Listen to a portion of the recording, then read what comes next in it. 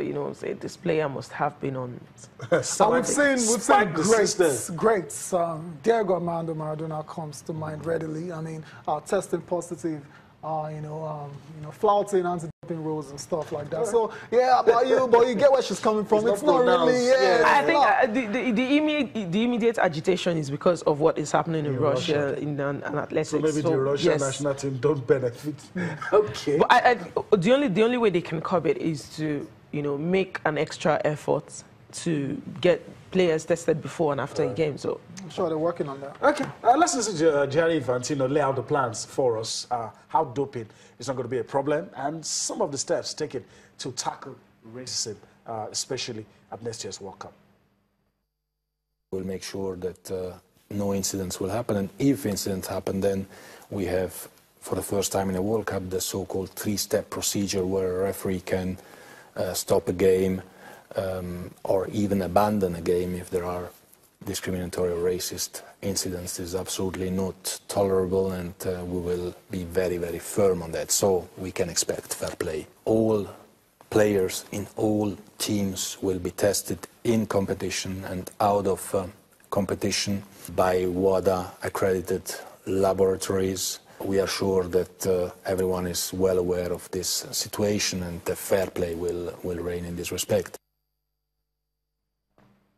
All right, that's Gianni Infantino laying it all out and explaining. All right, guys, let's quickly move on. A lot of things happening in Russia, and we'll talk much about all of that later. Where do we go from here? Yeah, we'll go to England. Games that played in the Premier League last night, some very interesting results. And before we go to that one, there's a tweet from Akinloye Kende, basically supporting the introduction of the VAR at next year's World Cup in Russia. They're still yet to make a final decision on that, but you can be rest assured I will bring you updates. And down to the Premier League. It was supposed to be a tricky game for Manchester United against Watford last night, but it ended up being an anticlimax. Then it ended up being a very close game towards the end of that one there. But before we get to United and Watford, the other results, Brighton goalless against Palace, Leicester 2-1 against Tottenham. Tottenham are in big trouble. That's 4 losses in a row now, and it looks like that's the title race over for them, because if City win today, they'll be 16 points behind Manchester City. That's Tottenham. Watford 2-4 against Manchester United. Some great goals in that one. Ashley Young rolling back the years with 2 fantastic strikes. And West Brom and Newcastle 2-2. I know you want to talk about Watford and Manchester United. At 3-0. Floor is yours.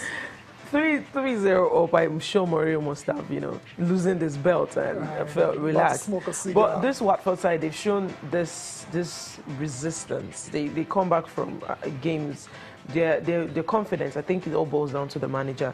It's good for them. They might just survive and do well in the league this season, but Manchester United showed a level of superiority, which you need to show if you are going to contest for the league. It was shaky at 3-2.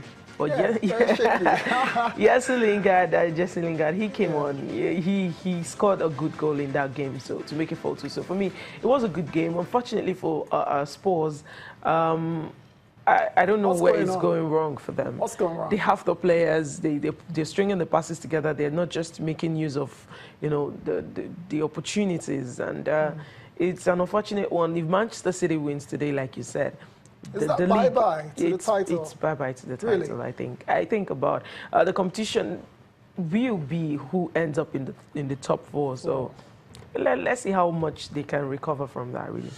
Oh, okay. I mean, you're going to add anything? No, nothing.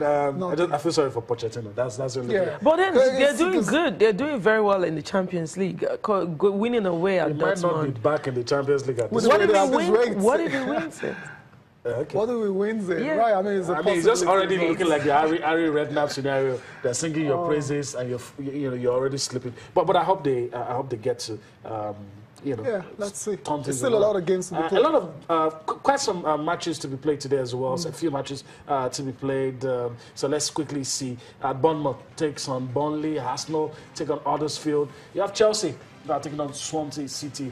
Everton will take on West Ham, and league leaders Manchester City taking on Southampton. So all the rivals are just praying on their knees now that, okay, Southampton, do this for us. I mean, how feasible is that? If you want to consider, wait. Consider the last 2 games. On the back of the last 2 games, City struggled, needed a bit of luck to beat Huddersfield. Southampton, on the other hand, absolutely blitzed Everton. Yeah, I mean, you think that's going to have any bearing on this game? But then Everton... Yeah, bad side. Exactly. They don't leave so much. Everyone beats they Everton, don't leave right? so much for consideration. But Manchester City at home, that's what you have to consider first. How many goals they've scored? They've scored so many goals this season already at home. And you expect them to go, guns blazing. Right. But then you don't know what to expect in football games. But if I am to stick out my head, I see a Manchester City win. I don't think we're going to see them lose a game. Maybe until we start playing those back-to-back games. We're getting there in December. Exactly. Yeah, but not against Southampton at home. Maybe the game against United. Let me remind you. Everton went to the Etihad earlier in the season and got a draw. And that's the bad Everton everyone is talking about now. So why not Southampton? We've got players like Charlie Austin and Shane Long that can trouble There were a lot of talks about the fact that Manchester City struggled before they scored against Brighton. But that was because I don't know what happened to the boots of Sergio Aguero. They had a lot of opportunities to score. These people, they create a lot of goals. And Southampton have not proven to be a very good defensive side.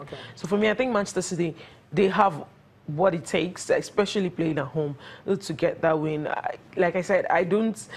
We've seen teams that, trouble other clubs, get points here and there, and they find a way to navigate those clubs. I think, for me, where I thought they were going to, stumble a bit was at Chelsea. They didn't do that. So, up until they get to play, of course, they blew away Arsenal. Up until they get to play Manchester United, you don't say anyone's stopping them. Not at the moment. Okay. But all right. I'm open to surprises, though. I can let you go on and on and on, but we have to go on a break now. So when we return, we'll take a look at the papers and talk about Alan Pardew and of course, Sam Allardyce. Join us again.